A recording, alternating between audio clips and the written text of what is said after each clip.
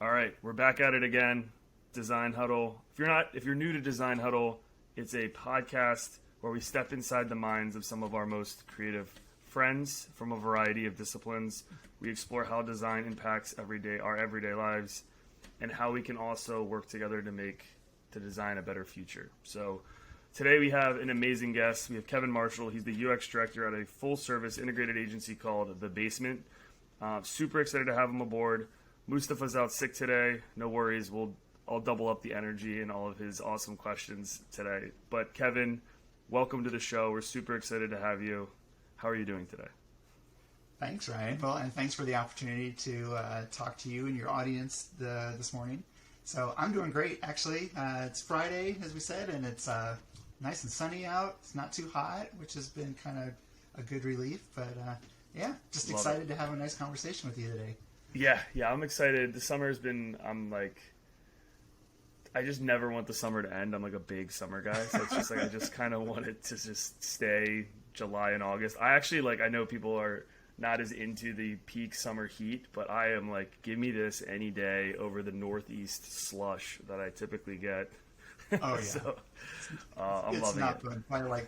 By March, you're just dreading, anything cold. Yeah, no, for sure. So, all right, cool. So let's just dive into it a little bit. UX director for a full service agency seems like it seems like you have to do a lot when you're in that role. So I think one thing that I wanted to start with is if you could just start with, how did you get into UX and how did you find your way to The Basement?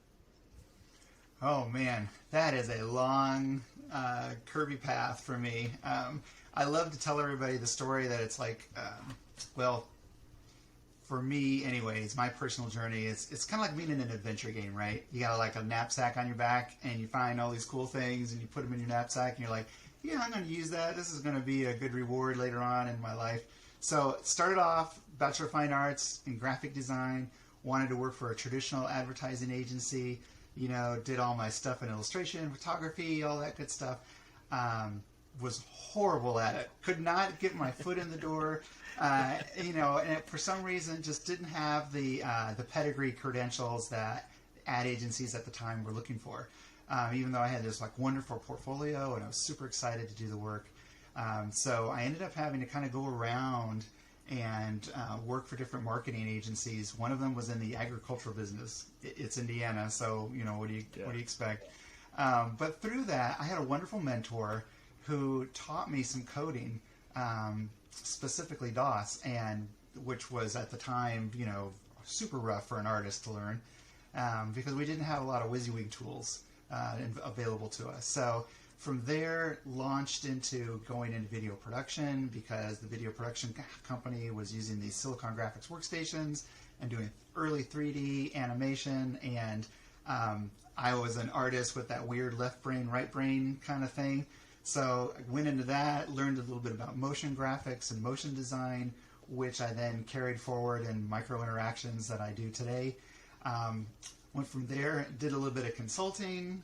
Oh wow, this is awesome! You've done it all. You've done it all. I love it. I did. I went from consulting, and then that went miserable. We had a big tech bubble burst, and we all got scattered to the wind. And I said, "Screw that! I'm going to go into teaching." So I taught for Purdue at IUPUI for about 7 years, and that was to me a big eye opener because I had to not only show people how to do design, but I had to explain why I was designing the way I was designing. So that was always a tough one. So instead of just, we all have our tips and tricks of things that we do. It's in Photoshop, I know I click here, here, here, and this is the filter that I use for 90% of my designs.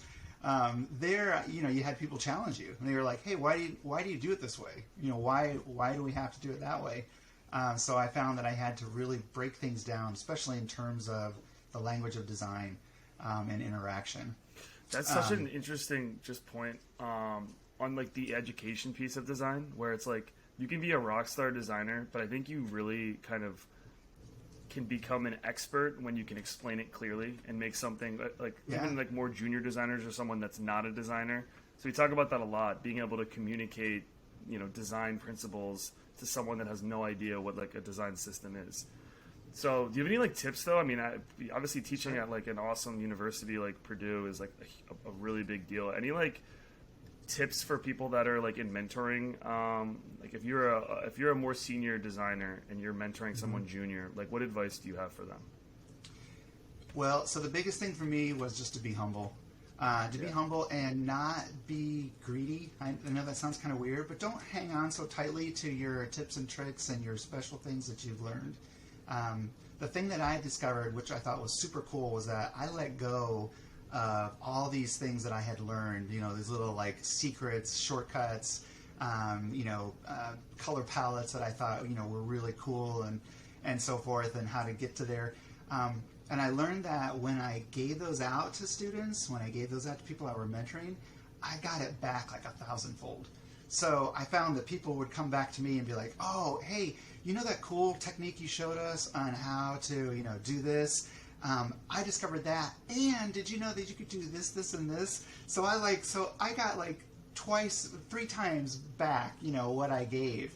And that's the biggest thing is just, share your experience with folks. Share your closest guarded secrets, and don't be afraid to give those up. I love that. People will see that, and they'll bring it back to you. No, that's amazing advice. So we went from consulting to Purdue. What's after Purdue? Yeah. So did that for a while. Then they were going to push me to get a PhD. At the time, I did not know of anybody in design that had a PhD.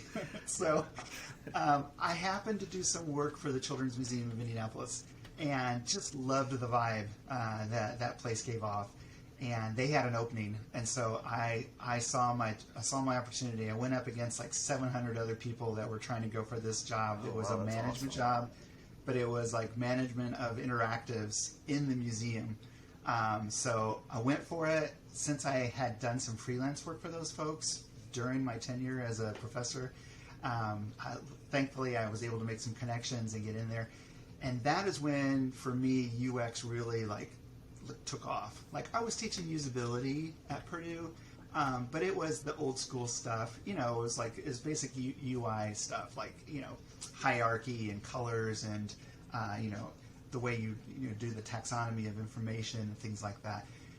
But being at the museum, I got to see truly how people worked with things. So, I was designing interactives. I was working with the educational branch of the museum to figure out goals and why we would want children and adults and their parents to interact with these things, what we were trying to show them. And then some of them were online. Some of them were kiosk-based. Some of them were kind of a mixture of hybrid of physical with software.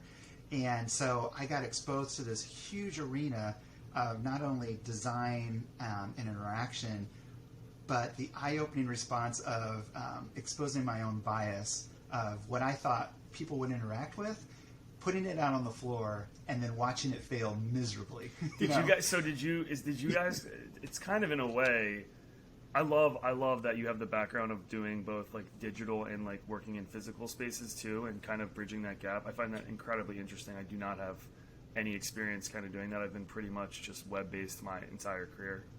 But I would love to know, when you have a website, right? It's easy to A/B test. Is the button blue or green? Which one do users like better? But when you're taking something A/B testing or doing user research, for lack of a better word, at a children's museum, it's the stakes. How did you do it? Was it based off of a child's reaction? How many kids went up to it? How did you think about whether or not your design was successful in that situation? Yeah, so for me, that exposed the whole area of discovery and research and getting feedback. So we started figuring out, we've got to go out on the floor, we've got to grab a clipboard, we've got to do observational cool. Discovery. So I got into a ton of that, which was just kind of sitting back and watching people interact with it. We tried to put as many triggering mechanisms as we could within the software program so we could kind of see where people would fall off.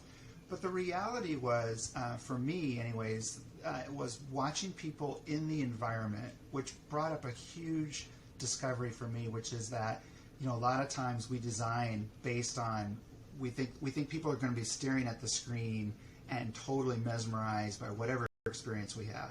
But we forget that they have tabs open, that there are people talking next to them, that there's light coming in. They may have a poor internet connection. You know, there's all these things that are beyond our control that are in the physical space. And so a lot of times we don't take in those into consideration. So for me, that was huge to watch families come in, guide each other, make huge mistakes that I didn't think were possible. Yeah, of course, right. And then try to figure out, oh God, how do we even fix this thing? My favorite story is this, if you don't mind me telling. Yeah, no, I would. That's what I'm super interested in this, so I'd love to hear more stories. Sure. So we had this design of this kiosk, and it was interactivity, and I don't even remember what the interactive game was at the time. But it had a little bench, and we had, and they've got wonderful carpenters, by the way, and installers at the museum.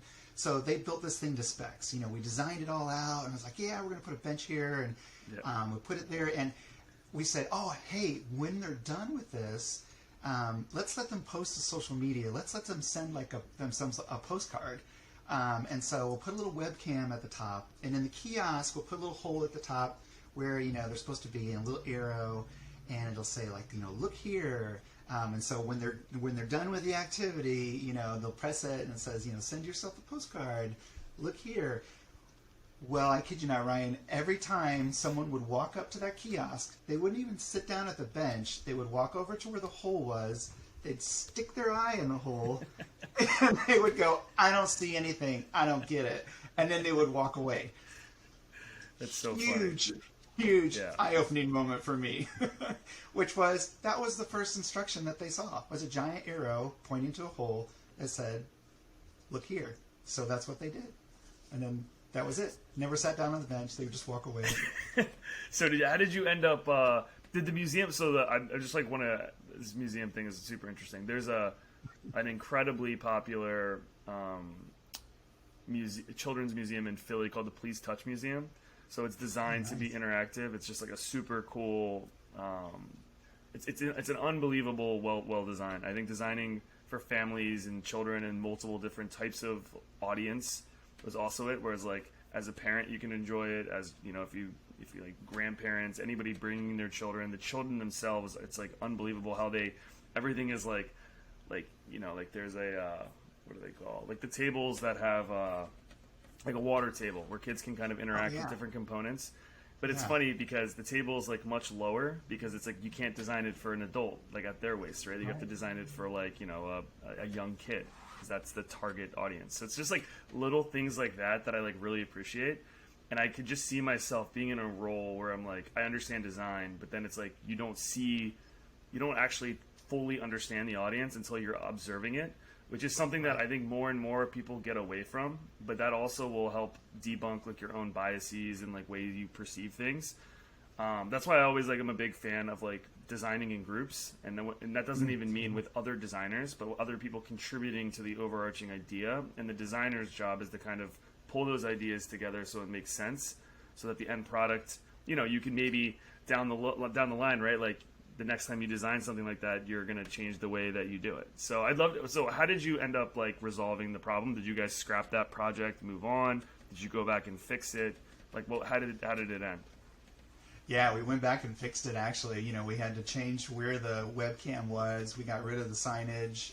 We did a little bit more of an onboarding, which was, you know, a big like 1, 2, and 3, you know, here's what we want you to do. Yep. And we really focused more on letting them work in the interactive itself, and then the interactive itself then at the end would point up to the camera. So just simple little changes like that, you know, where you think, you know, I get it. It's a big arrow, and you're going to look at the arrow. We just moved it into the actual interactive itself, and just that was it. No, you know, that's awesome. Yeah, and that's one of the other eye-opening things too. Is sometimes it's the tiniest little tweak that you make to something that just improves the experience so much more. Yeah, that's a great.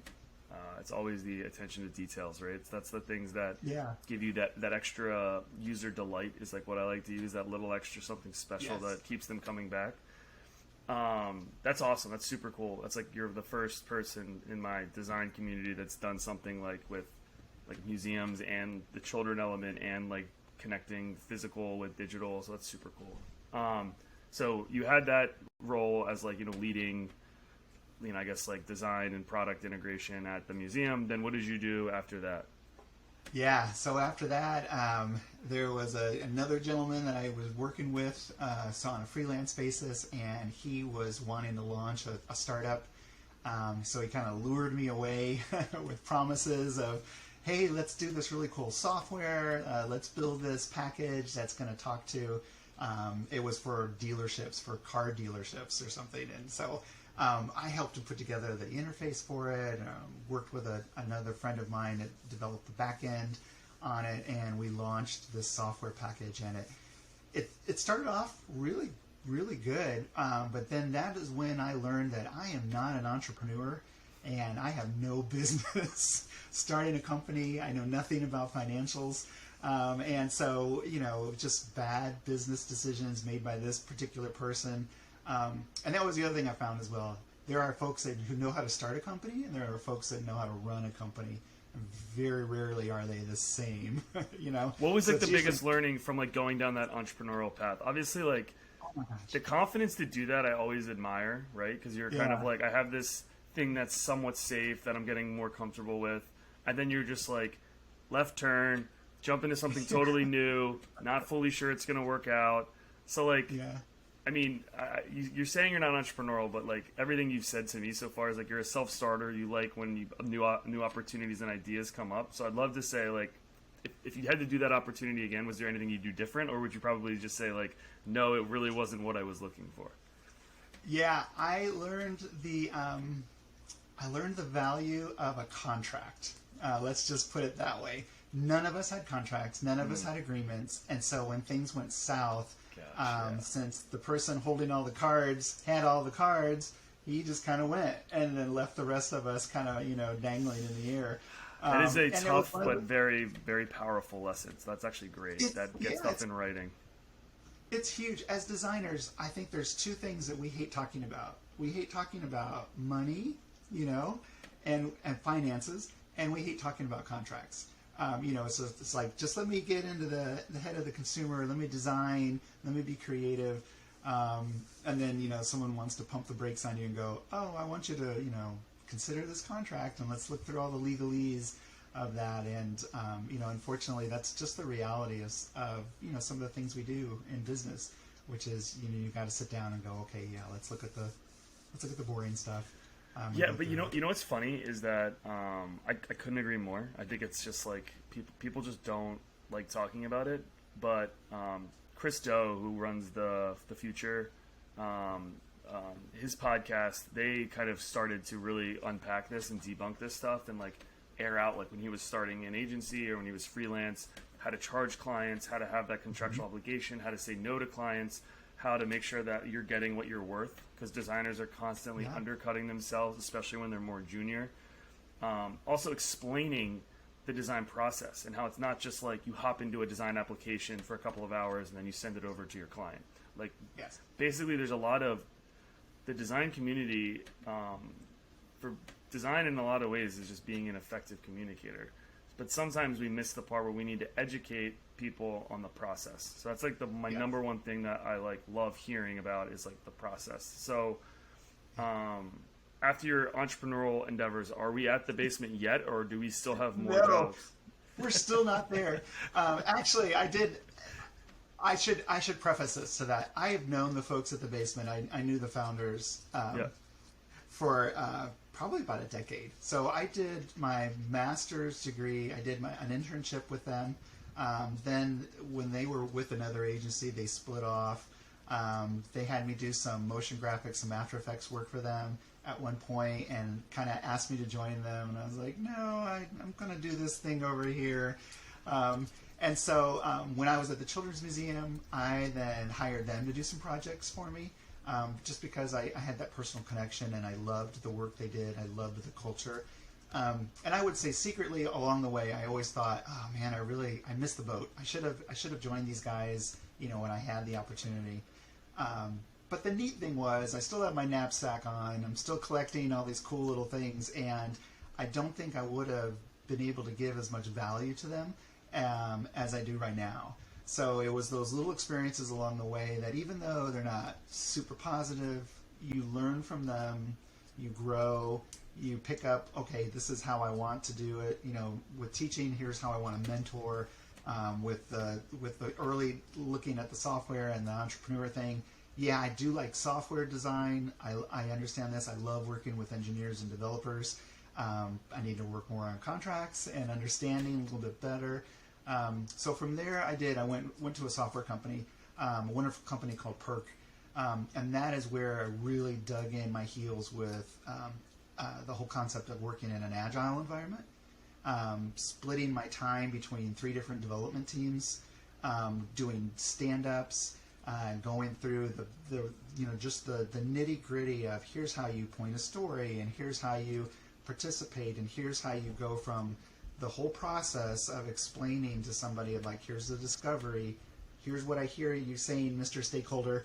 But first of all, I'm going to do my due diligence and make sure that we're solving the problem that needs to be solved. Yeah.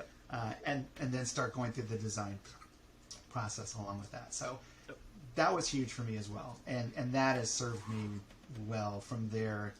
Then did Perk for about 5-6 years, had an opportunity to do a little bit more consulting.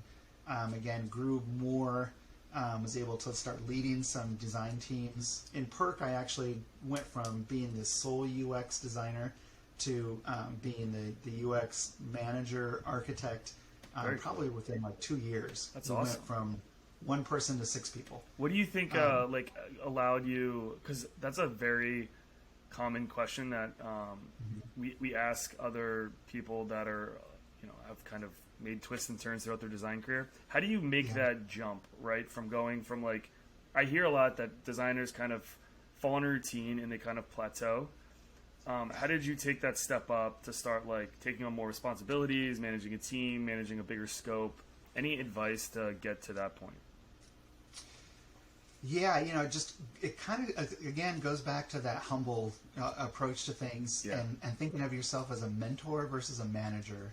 Early on I got really bad advice, the old school way of managing people, and I just learned from being in these different situations that wasn't for me. And as managing creative people, you're better off mentoring creative people.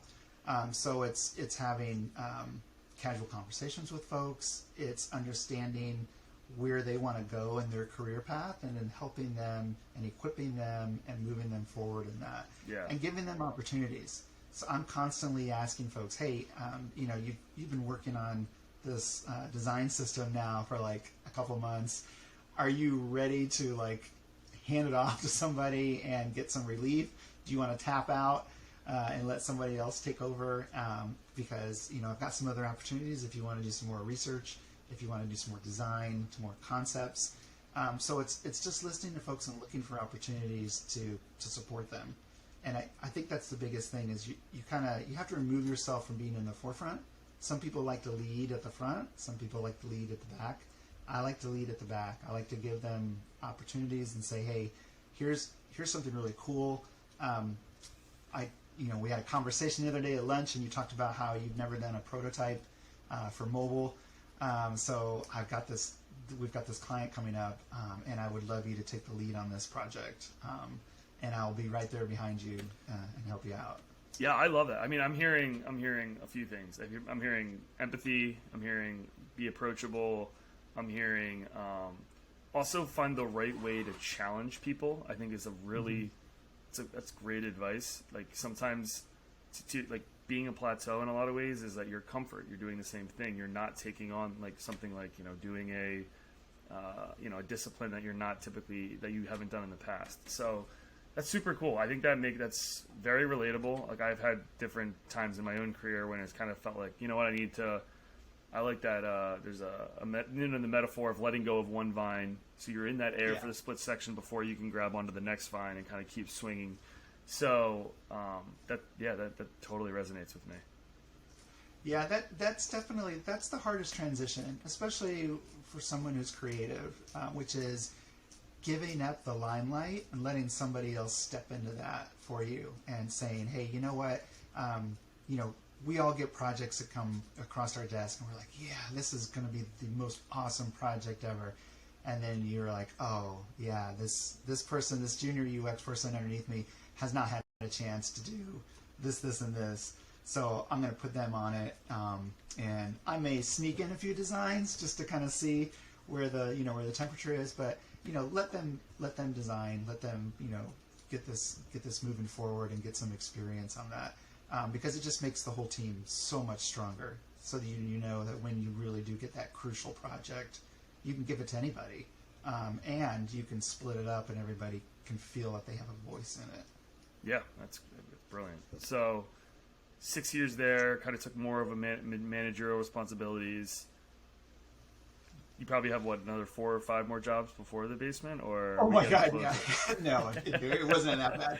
So did some more software work, and then COVID hit, and COVID, as you know, everyone went through lockdown. I was working for a big financial software company, and really enjoying what I was doing. And the rumblings were that, hey, we're all going to go under lockdown. We're going to work from home.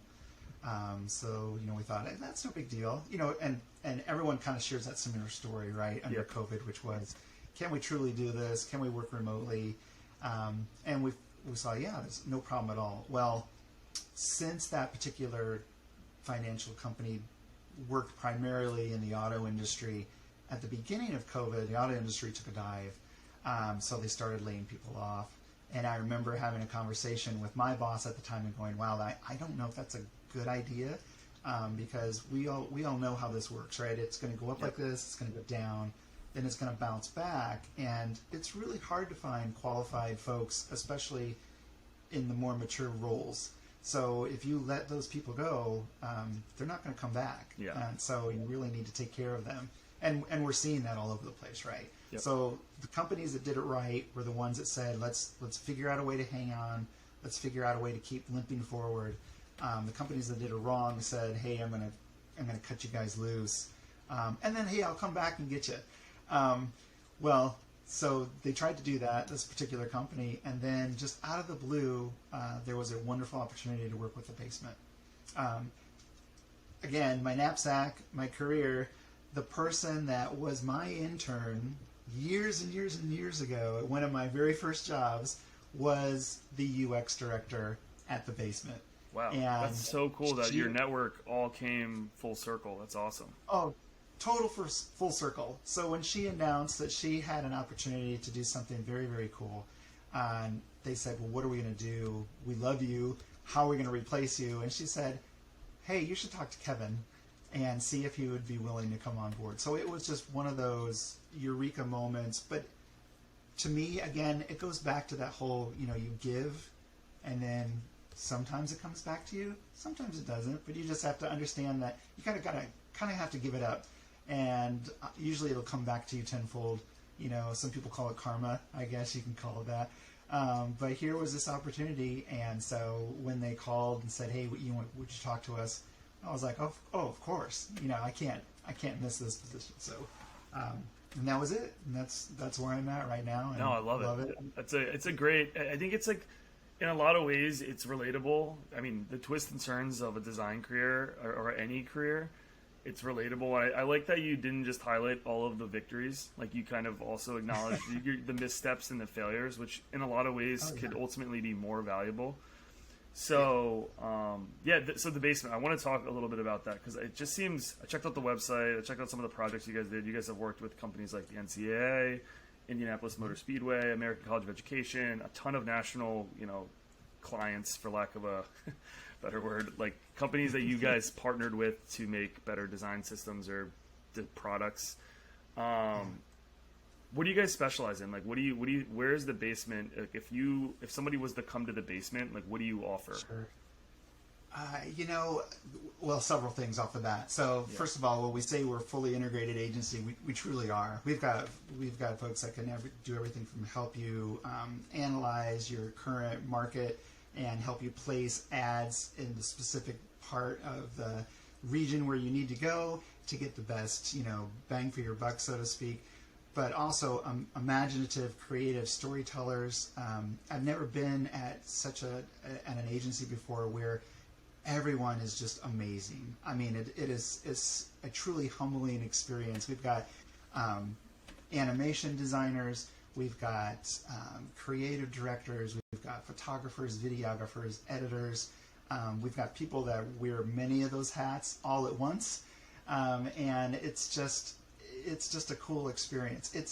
It's like if you ever read like art history in the Bauhaus movement, where you would hear about these like heavy hitters of these groups of artists that would like go out and have beers or whatever all together, and then they would all design and paint and write poetry and music and stuff. That's what it's like. It's awesome. Truly like being in this amazing environment, and the culture is fantastic too. So it's very supportive of just making sure that everyone is happy, that everyone has what they need, and it just really aligns with the things that I respect as well. So. I know I kind of danced around the issue, didn't I? So it's really it's that full integration, which is a lot of times in my past in working in those different companies, we would work maybe with the software team and we would design an application. Well, we would run into a wall where we didn't have photography, we didn't have videography, we didn't have branding. At the basement, we never run into that because we can really do everything. We can launch everything from the creative to the analytical, and everything in between. So, for instance, right now we're doing a huge video shoot for Schlegel, which is an amazing company. It sells locks, especially smart locks. These really, really cool, integrated systems. Everything's in smart homes now, right? Yep. So we are doing these amazing high-end commercials for them. I know that is building a huge group of assets for me, so that when it's my turn to then work on some stuff for them, that I've got access to this amazing library. I've got folks that have had intimate conversations with their stakeholders, and I can talk to them and say, okay, what is the messaging for this, and now how can I translate it? I could turn around to our analyst team and then ask them, what are some of the stats telling us? How are some of these social media campaigns working? Who's responding to what? And it all feeds into each other. So it's like this multi-tentacled creature, right? Where it's all connected, and it all talks to one another. And so we've got access to all of these wonderful things that sometimes in other agencies and things they're kind of siloed. And you've got to kind of find out, okay, well, who does that for this company?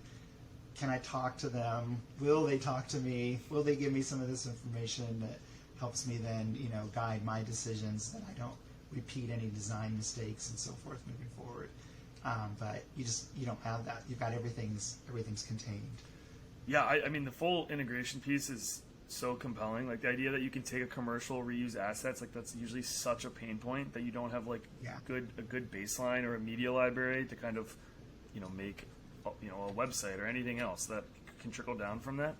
So that model makes a ton of sense. And you mentioned like the culture, which I think is probably one of the most important elements that people are looking for right now in their careers. It's just that finding a spot, like a second family, right? Like you're spending more time probably with your coworkers or online at this point with where you work. I'd love to hear a little bit like about like what makes a good culture in your opinion, and also like what have you done like with like the COVID, being more virtual? Is there any tips that you have to like try to make culture tough? Because that is like one of the toughest things that I think companies of all sizes struggle with. Yeah, I agree. Culture for me is huge. I just, and I know this sounds kind of trite, but you want to align with folks and kind of have a similar vision. Now, it's okay if they challenge you from a point of view or an opinion and so forth, as long as they do it in a way that's reciprocal and polite, and so there's nothing wrong with having engagement with conversation, but you want to make sure it's the same kind of values that you have, because you want to feel good about working with the folks that you work with and share some things We don't have to have the same taste in music, but we probably both like music. So we want to talk about some cool stuff that we've listened to in the past. So some tips for that. A lot of it is, especially remotely, is staying engaged. One of the things I implemented when I first got there was we split the creative department into two. And looking back on my days in software development and agile, even though we're an agency and I could talk for years on how to transform an agency into an agile agency based on software, but I wanted to try to do some of those practices, which were stand-ups. So I wanted to have just a check-in every morning. So my team, we check in for 15 minutes, and it's just a quick little round table of, hey, how you doing today? What are you working on? What do you need help with? What did you do yesterday? How's your dog? Fun things like that.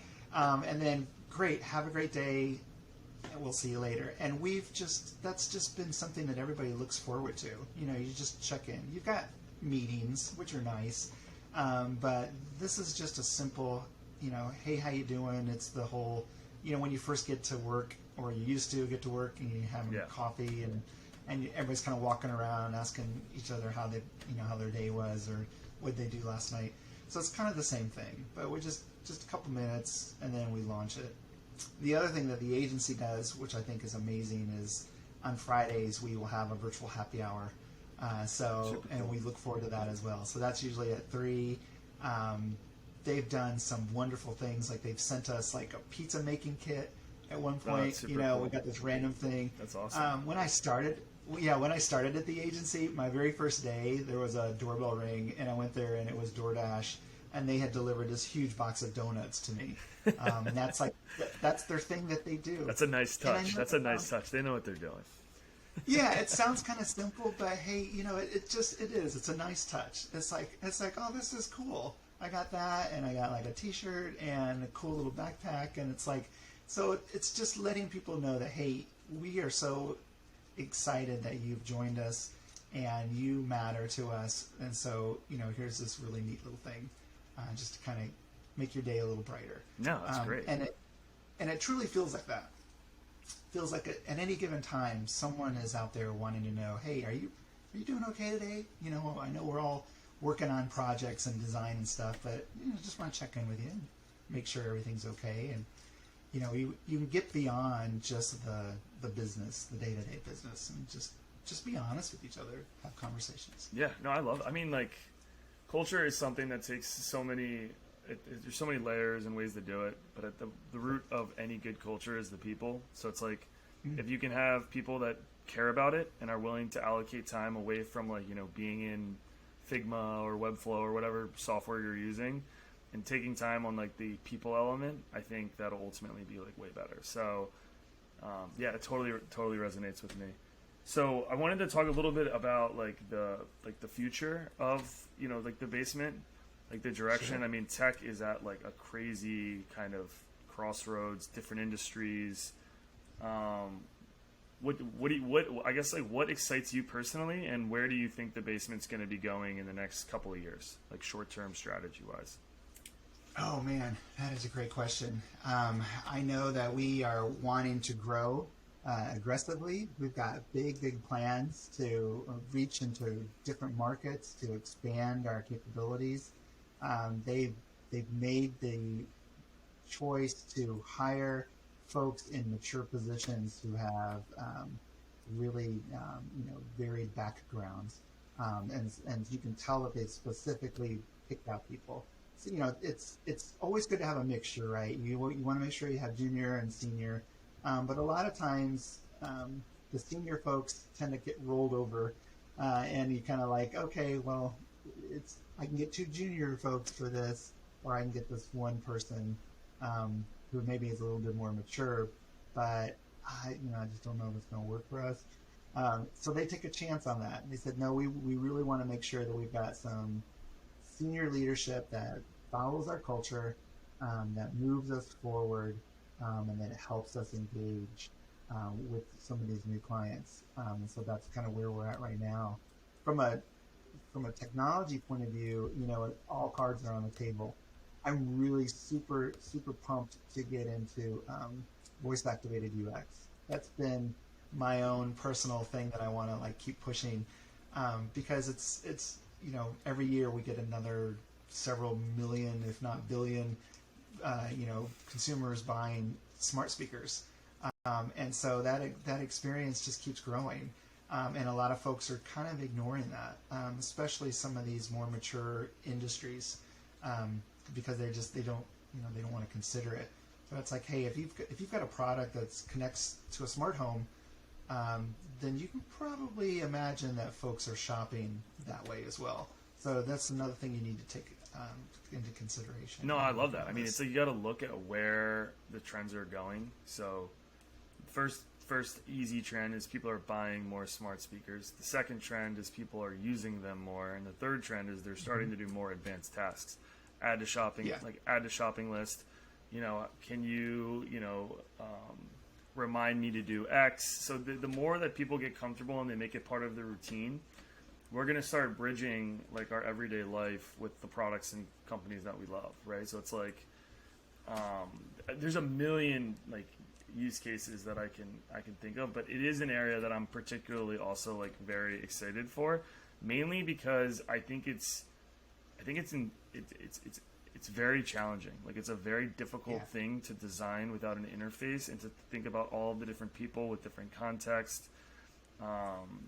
So yeah, I think you're like on that. I think you're ahead of the curve there. I think there's like a lot to be, there's a lot more we could probably be doing. So that's awesome. Great. I mean, I think we covered most of the stuff I wanted to hit on. This is like, the basement sounds like an awesome place to be. Your career path is incredibly inspiring, I think, for most people that are kind of like not sure of like, what they're doing. I always like to kind of get a taste for, when you're not doing design work, what else like inspires you? Like what else are you interested in? So my second passion in life, well, actually I have a couple of different passions, but my second passion in life is music. Early on in high school, I traded both paths, which was, I want to be a musician, I want to be an artist. I kind of went back and forth. And then through college, I was like, I minored in jazz, but I majored in design. And then I kind of gave up being a musician for a while. And about a decade ago, I had an opportunity to start playing again. So I joined some cover bands, worked my way up, networked through other musicians, and so I played the saxophone. I've got a bari, an alto, a tenor, and a soprano. Cool. You got to collect the whole thing.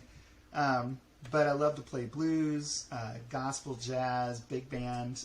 Nice. A couple years awesome. ago, I got invited to join this really cool jazz orchestra called Joy Swing. And so once a month we get together and we perform. We've got to play. We got invited 5 different times to go down to the Jazz Kitchen in Indianapolis, which is a really well-known awesome. jazz venue. And so we play there. I'm a second alto, so I'm along for the ride, and I'm surrounded by amazing hardcore jazz musicians, and it's like the coolest experience. It's like, if sit down and watch, think of any musician that you've always been impressed by, and think about how cool it'd be to sit next to that person on a stool, and you're picking your guitar or playing drums or whatever, and that person's next to you just wailing away. And you're just like, this is so cool. I'm sitting right next to them.